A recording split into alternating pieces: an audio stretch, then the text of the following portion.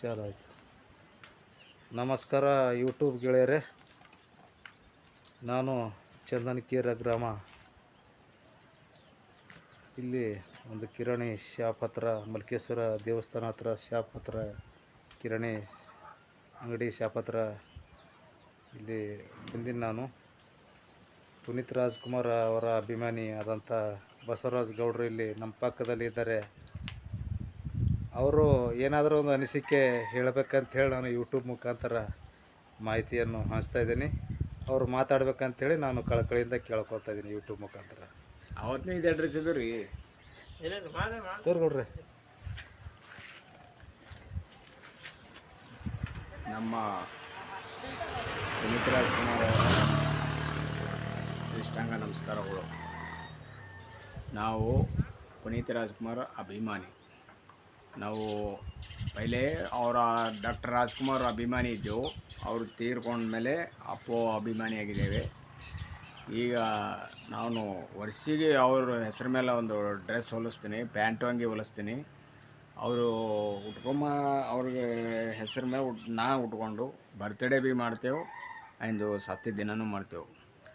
ಅವರು ಮಾಡಿದಂಥ ದಾನಸೂರು ಕಾರಣ ನಮ್ಮ ಅಪ್ಪು ಬಾಸ್ ಅವರು ಎಲ್ಲೇ ಶೂಟಿಂಗ್ ಹೋದರೆ ಅವರು ಯಾವುದೇ ಒಂದು ಶೂಟಿಂಗಲ್ಲಿ ಹೋದರೆ ಬಾಜು ಯಾವುದೇ ಒಂದು ಸ್ಕೂಲಲ್ಲಿ, ಯಾವುದೇ ಗುಡಿಯಲ್ಲಿ ಸ್ಕೂಲ್ ಇತ್ತಂದ್ರೆ ಅಲ್ಲಿ ಹೋಗಿ ಇಲ್ಲಿ ಏನು ಪ್ರಾಬ್ಲಮ್ ಇದೆ ಅಂತ ಕೇಳ್ತಿದ್ದರು.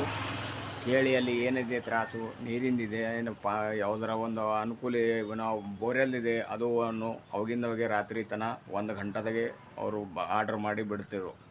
ಮತ್ತು ಯಾವೇ ಆರಾಮಿದ್ದಿಲ್ಲ ಯಾರಿಗೆ ಅಂದರೆ ಅವರು ಯಾರಿಗೆ ಹೇಳಾರ್ದಂಗೆ ಫೋನ್ ಮಾಡಿದ್ದಾರೆ. ಅವರು ಬಾಡಿಗಾರ್ಡ್ ಅವರಿಗೆ ಕೊಟ್ಟು ಹಾಸ್ಪಿಟ್ಲ್ ಕಳಿಸ್ತಿದ್ರು. ಅವರು ಮಾಡಿದಂಥ ದಾನಸೂರ ಕಾರಣ. ಮತ್ತು ಏನು ಮಾಡಿದ್ದಾರೆ ಅಂದರೆ, ಒಂದು ಹುಡುಗಿಗೆ ಈ ಸದ್ಯಕ್ಕೆ ಒಂದು ಹುಡುಗಿ ಇದ್ದಾಳೆ, ಜೀವ ಇದ್ದಾಳೆ, 12 ಲಕ್ಷ ರೂಪಾಯಿ ಕೊಟ್ಟು ಕಿಡ್ನಿ ಹಾಕ್ಸಿದ್ದಾರೆ. ಆ ಹುಡುಗಿನ ಅಪ್ಪನ ಫೋಟೋ ಪೂಜೆ ಮಾಡೋದೇ ಊಟ ಮಾಡೋದಿಲ್ಲ. ನಮ್ಮ ವಿಜಯ ದಳಪತಿಯವರು, ತಮಿಳುನಾಡು ಮುಖ್ಯಮಂತ್ರಿಯವರು ಭಾಳ, ಅವರು ಅಪ್ಪು ಬಾಸ್ ಅವರು ಅಭಿಮಾನಿ. ಅವ್ರನ್ನು ನಮ್ಮ ವಿಜಯ ದಳಪತಿಯವರು ಅವರು ಅಪ್ಪು ಅಭಿಮಾನಿ ಮುಚ್ಚಿ ಮಾಡಿದ್ದಾರೆ. ಅವರು ಎದುರು ಮಾಡುತ್ತಿದ್ದಾರೆ. ತಮಿಳುನಾಡಲ್ಲಿ ಒಂದು ಮೂರ್ತಿ ಸ್ಥಾಪನೆ ಮಾಡಬೇಕೆಂದು ನಾನು ಬಸವರಾಜ್ ಪಾಟೀಲ್ ಅವರು ಅಪ್ಪು ಅಭಿಮಾನಿ ಬೇಡಿಕೊಳ್ಳುತ್ತೇನೆ. ನಮ್ಮ ವಿಜಯ ದಳಪತಿಯವರು ಅವ್ರು ಮಾಡೋಂಥ ಕರ್ತವ್ಯಗಳು ಯಾರು ಒಳ್ಳೆಯ ಮಾಡುತ್ತಿದೆ. ಎಲ್ಲರೂ ಜನರು, ನಮ್ಮ ಕರ್ನಾಟಕ ಜನರು ಸದ್ಯಕ್ಕೆ ಭಾಳ ಖುಷಿ ಪಡುತ್ತಿದ್ದಾರೆ. ಮತ್ತು ಅಪ್ಪು ಅಷ್ಟೇ, ಅಪ್ಪು ಅವರು ಮುಚ್ಚಿ ಮಾಡಿದ್ದಾರೆ, ಇವರು ಎದುರು ಮಾಡುತ್ತಿದ್ದಾರೆ.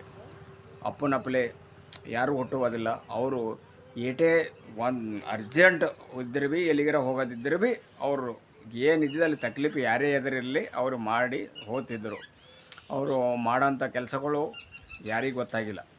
ಈಗ ನನಗೆ ಅವರು ಮಾಡಿದಂಥ ಕೆಲಸ ನನಗೆ ಅವಾಗೇ ಅವ್ರು ಇದ್ದಾಗೆ ನನಗೆ ಗೊತ್ತಾಗಿತ್ತಂದ್ರೆ, ಅವರು ಶೂಟಿಂಗ್ ಹೋಲಿ 8 ದಿನ ಹೋದ್ರೆ ಭೀ ಬೆಂಗಳೂರದಾಗ ಲಾಡ್ಜ್ನಾಗ ಉಳಿದು ಅಪ್ಪು ಅವರಿಗೆ ದರ್ಶನ ಮಾಡಿ ಅವ್ರಿಗೆ ಭೇಟಿಯಾಗಿ ಈ ಊರಿಗೆ ಬರ್ತಿದ್ದೆ. ಅವ್ರು ಹಿಂಗಾರ ಅಂತೇಳಿ ನಮಗಷ್ಟು ಗೊತ್ತಾಗಿದ್ದಿಲ್ಲ. ಅವರು ಮುಚ್ಚಿ ಮಾಡಿದ್ದಾರೆ. ಅವರಂತರು ಹುಟ್ಟೋದಿಲ್ಲ. ಹೊರಗಿನ ದೇಶದಲ್ಲಿ ಅವರು ಅಪ್ಪು ಬಾಸ್ ಅವರಿಗೆ ಭಾಳ ಇದೆ, ಮರ್ಯಾದೆ ಇದೆ. ಅಲ್ಲಿ ಭೀ ಶೂಟಿಂಗಲ್ಲಿ ಹೋಗಿದ್ದಾರೆ ಅಪ್ಪು ಬಾಸ್ ಅವರು.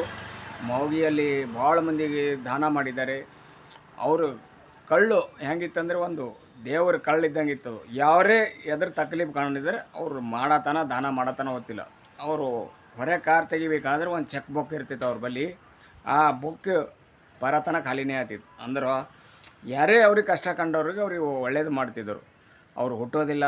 ಅವರು ಹೆಂಗೆ ಹುಟ್ಟಿದ್ದಾರೆ ಅಂದ್ರೆ, ರಾಜ್ಕುಮಾರ್ ಅಂದ್ರೆ ಒಂದು ಪರಮಾತ್ಮ ಇದ್ದಪ್ಲೆ, ಪಾರ್ವತಿ ಅಂದ್ರೆ ಪಾರ್ವತಿ ಇದ್ದಪ್ಲೆ, ಮುಂದೆ ಇವರು ಗಣಪತಿ ಅಪ್ಲೆ ಹುಟ್ಟಿದವರು. ಇವರು ಆ ನಮ್ಮನ್ನ ಮಗು ಅಪ್ಲೆ ಹುಟ್ಟಿ ಅವರು ಈ 5-8 ಮಂದಿ ಮೇಲೆ ಇವರು ಲಾಸ್ಟ್ ಹುಟ್ಟಿದ್ದಾರೆ. ಇವ್ರಿಗೆ ಎಷ್ಟು ಜೀವ ಮಾಡಿದ್ದಾರೆ. ಅವರು 12 ವರ್ಷದ ಹುಡುಗಿದ್ದಾಗೆ ಬಾಡಿಗಾರ್ಡ್ ಇದ್ದರು. ಇದು ಗೇಟ್ ಕೀಪರ್ಗೆ ಊಟ ಅವರು ಎಲ್ಲರೂ ಭಾಳ ಜೀವ ಮಾಡ್ತಿದ್ದಾರೆ. ಸಣ್ಣ ಮಗು ಇದ್ದೇವ ಅಪ್ಪು ಸರ್. ಅವಾಗ ಇವರೆಲ್ಲ ಅವ್ರವ್ರು ಊಟ ಮಾಡೋದು. ಇವರು ಅವನಿಗೆ ಕರ್ಕೊಂಡು ಹೋಗಿ ಅಲ್ಲಿ ಅವ್ರು ಏನು ಊಟ ಮಾಡ್ತಿರು 12 ವರ್ಷ ಹುಡುಗಲಿಕ್ಕೆ ಇವ್ರನ್ನೂ ಅದೇ ಊಟ ಮಾಡಿಸ್ತಾರೆ. ಯಾರಿಗೆ? ನಮ್ಮ ಗೇಟ್ ಕೀಪರ್. ಅವ್ರು ಇನ್ನಾಗಿ ಹೇಳ್ತಾರೆ, ಹಂಗೆ ಅಷ್ಟು ಸಣ್ಣಗಿರ್ಲಿಕ್ಕೆ 12 ವರ್ಷ ಇರ್ಲಿಕ್ಕೆ ಅವ್ರು ಎಷ್ಟು ದಾನಸೂರ ಕಾರಣ ಇದ್ದಿರಬೇಕು, ಅವ್ರು ಹೆಂಗೆ ಬೆಳೆದಿರಬೇಕು. ಇವರು ತೀರ್ಕೊಂಬ ಕಾರಣ ಅಂದ್ರೇನು ನನಗನ್ನಿಸ್ತದ. ನಾನು ದೇವರು ಆಶೀರ್ವಾದ ಪಡೆದವ ಇದ್ದೀನಿ. ನಾನು ಮದುವೆ ಆಗಿಲ್ಲ ಇನ್ನು. ನಾನು ನಮ್ಮಲ್ಲಿ ಇಲ್ಲಿ ಮಲ್ಕೇಶ್ವರ ಗುರುಪಾದ ಆಶೀರ್ವಾದ ಇದೆ. ದೇವರು ಪರಮಾತ್ಮಂದು ಆಶೀರ್ವಾದ ಆಗಿದೆ ನಮಗೆ. ಅವರು ಯಾವುದೇ ದಾನ ಮಾಡಬೇಕಾದ್ರೆ ತೋರಿಸ್ತಿದ್ದಿಲ್ಲ. ಅದಕ್ಕೆ ಅವರು ನನಗನ್ನಿಸ್ತದ ಹೆಂಗೆ ಸತ್ತಿದ್ದಾರೆ ಅಂದರೆ ಅಪ್ಪುಬಾಸ್ ಅವರು ಈ ಪರಮಾತ್ಮ ಹೆಂಗೆ ಕಸ್ಕೊಂಡು ಹೋಗಿದ್ದಾನೆ ಅಂದರೆ ನನಗನ್ಸೋ ಮಟ್ಟಿಗೆ ಹೇಳ್ತಿದ್ದೀನಿ, ನನಗೆ ತಿಳಿದ ಮಟ್ಟಿಗೆ. ಈಗ ಈ ಖಾಲಿ 40 ವರ್ಷನಾಗೆ ಈಟು ಬೆಳೆದಾರೆ ಇವರು. ಎಲ್ಲರೂ ಅಪ್ಪು ಅಪ್ಪು ಅಪ್ಪು ಅಪ್ಪು ಅಂತ ಬೆಳೀತಿದ್ದಾರೆ. ಮುಂದೆ ಹಿಂಗೆ ಬಿಟ್ಟರೆ ಇವರು ನನ್ನ ಪರಮಾತ್ಮ ಅಂಬದೇ ಮರೆತು ಅಪ್ಪನೇ ದೇವರು ಅಂತೇಳಿ ತಿಳ್ಕೊಂಡು ಅವ್ರಿಗೆ ನಡೀತಾರೆ ಅಂತೇಳಿ ಪರಮಾತ್ಮ ಏನು ಮಾಡಿದ್ದಾನೆ, ಅಪ್ಪು ಬಾಸ್ ಅವರಿಗೆ ತೆಗೆದುಕೊಂಡು ಹೋಗಿದ್ದಾನೆ. ಅದಕ್ಕೆ ಅಪ್ಪು ಪೈಲೆ ಯಾರೂ ದಾನ ಮಾಡ್ತಿದ್ದಿಲ್ಲ, ನನಗೆ ಗೊತ್ತದ ಎಲ್ಲ ನೋಡಿ. ನಾನು ಈಗ ಅಪ್ಪು ಮಾಡಿದಂಥ ಕರ್ತವ್ಯಗಳು, ಅವರು ಮುಚ್ಚಿ ಮಾಡಿದಂಥ ದಾನಗಳು ನೋಡಿ ನಮ್ಮ ಜನ ಕಲಿತಿದ್ದಾರೆ. ಎಲ್ಲೇ ಕರ್ನಾಟಕದಲ್ಲಿ ಹೊರಗೆಲ್ಲಿ ಎಲ್ಲೇ ಇರಲಿ ಅಪ್ಪು ಹೆಂಗೆ ಮಾಡಿದ್ದಾರೆ ಅಂದ್ರೆ ನಮ್ಮನ್ನ ಇವರು ಮಾಡ್ತಿದ್ದಾರೆ. ಪೈಲೆ ಯಾರೂ ದಾನ ಮಾಡ್ತಿದ್ದಿಲ್ಲ, ಮಾಡ್ತಿರಲ್ಲೋ ಲಾಖಕ್ಕೊಬ್ಬರು. ಈ ಪ್ರತಿಯೊಬ್ಬರು ದಾನ ಮಾಡೋದು ಕಲಿತಿದ್ದಾರೆ. ಅಂಥವ್ರು ಒಂದೊಂದು ಮನೆತನದಾಗ ಅಂಥವ್ರು ಅಪ್ಪು ಬಾಸ್ ಹುಟ್ಟರು ಯಾವುದೂ ಬಡತನ ಬರಲ್ಲ, ಯಾವುದೂ ಏನು ಕಷ್ಟ ಬರಲ್ಲ. ಅವರು ನಡುವದಳ್ಳಿ ಗುಣ ಎಲ್ಲ ಭಾರಿ. ಇಲ್ಲಿ ತುಮಕೂರು ಮಠಕ್ಕೆ ಮುತ್ತೇರು ಬಂದಿರು ಅಪ್ಪು ಬಾಸ್ ಅವರು. ಆ ಹುಡುಗಿ ಏಟಿದ್ದ ನಾನು ನೋಡಿನಿ, 12 ವರ್ಷದ ಹುಡುಗಿದ್ದ. ಅಪ್ಪು ಅಪ್ಪು ಅಂತ ಹೊಳದ ಅವ್ನಿಗೆ ಏನು ತಿಳಿಬೇಕು, ಅಪ್ಪು ಅಂತೇಳಿ ಏನು ತಿಳಿಯೋದು ಏನಿಲ್ಲೋ ಹೆಂಗೆ ಏನೋ ಹೊಳತ್ತಾರೆ. ಹಿಂದಕ್ಕೆ ತಿರುಗಿ ನೋಡೋದು ಮತ್ತು ಅಪ್ಪು ಬಾಸ ಅಂತ ಹೊಳ್ತೀನಿ. ಅಂದ್ರೇನು ಅವರೊಂದು ಪರಮಾತ್ಮ ಇದ್ದಬಲೆ ಅಪ್ಪು ಬಾಸ್ ಅಂದ್ರೆ. ಈಗ ಪರಮಾತ್ಮಗೆ ಸೈಡ್ ಹೊಡಿತು, ಮತ್ತು ಪರಮಾತ್ಮ ನಂಬುತ್ತಾ ಬಿಟ್ಟು ಅಪ್ಪುಗೆ ನಂಬುತ್ತಾರಂಥೇಳಿ ಅವರಿಗೆ ಅಪ್ಪು ಬಾಸ್ ಅವರಿಗೆ ಕರೆದುಕೊಂಡು ಹೋಗಿದ್ದಾರೆ.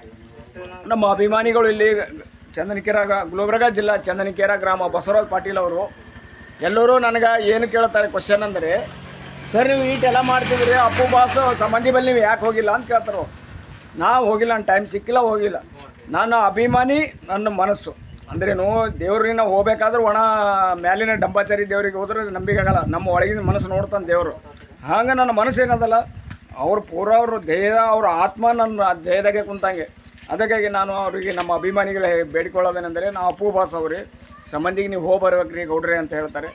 ಅದಕ್ಕೆ ನಾನು ಹೋಗೋದಕ್ಕೆ ಆಗೋದಿಲ್ಲ. ಏನೋ ಇಲ್ಲಿ ಅವ್ರ ಮೇಲೆ ಭಕ್ತಿದ್ದಕ್ಕೆ ಆಗೋದು ಎಲ್ಲೋ ತಿಳಿಯೋದಿಲ್ಲ. ಅದಕ್ಕೆ ನಾನು ಬೇಡಿಕೊಳ್ಳೋದೇನೆಂದರೆ, ಮತ್ತು ಅವರು ಸತ್ತ ಮೇಲೆ ಭೀ ಕಣ್ಣು ಕೊಟ್ಟಿದ್ದಾರೆ. ಅದಕ್ಕೆ ಅಪ್ಪನಪ್ಲೆ ಗುಣ ನಡಿಬೇಕು, ಅಪ್ಪನಪ್ಲೆ ದಾನ ಮಾಡಬೇಕು, ಒಳ್ಳೆಯ ರೀತಿಯಲ್ಲಿ ನಡಿಬೇಕು. ಯಾರ್ಯಾರು ಸಾಲಿ ಕಲ್ತು ಇನ್ನೇನೋ ಊರ್ಲಾಕೊಂಡು ಸಾಯ್ತಾರೆ, ಯಾರ್ಯಾರು ಫೇಲಾಗಿ ಸಾಯ್ತಾರೆ. ಅಪ್ಪು ಬಾಸ್ ಅವರು ಎಲ್ಲ ವಸ್ತು ಮಾಡ್ಯಾರ, ಪಿಕ್ಚರ್ದಾಗ ಎಲ್ಲ ಮಾಡ್ಯಾರ. ಅವರು ಶೂಟಿಂಗ್ ಮಾಡ್ಯಾರ, ಕ್ಯಾಮ್ರಾಮ್ಯಾನ್ ಮಾಡ್ಯಾರ. ಅಂದ್ರೇನು ಏಟೇ ಸಾಲಿ ನಾವು ಕಲ್ತ್ರಿ ಭೀ ಮಾಡಿ ಉಣಬೇಕು. ಹಿಂಗೆಲ್ಲರ ಹೋಗಿ ಸಾಯೋದು, ಊರ್ಲು ಹಾಕೊಂಡು ಸಾಯೋದು, ಹಗ್ಗ ತೊಗೊಂಡು ಸಾಯ್ದ, ಭೈದ ಬಿದ್ದು ಸತ್ತ, ನಾ ಫೇಲ್ ಆಗಿನಂತೆ ಅನುಭವ ಅವರು ಸರ್ ಬುದ್ಧಿ ಹೇಳ್ತಿದ್ದರು. ಅದಕ್ಕೆ ಅಂಥವ್ರು 100 ಮಂದಿ ಹುಟ್ಟಬೇಕು, ಅಂಥ ಬಾಸ್ ಹುಟ್ಟಿ ಬರಬೇಕು ನಮ್ಮ ಮತ್ತು ಕರ್ನಾಟಕದಲ್ಲಿ. ಜೈ ಹಿಂದ್.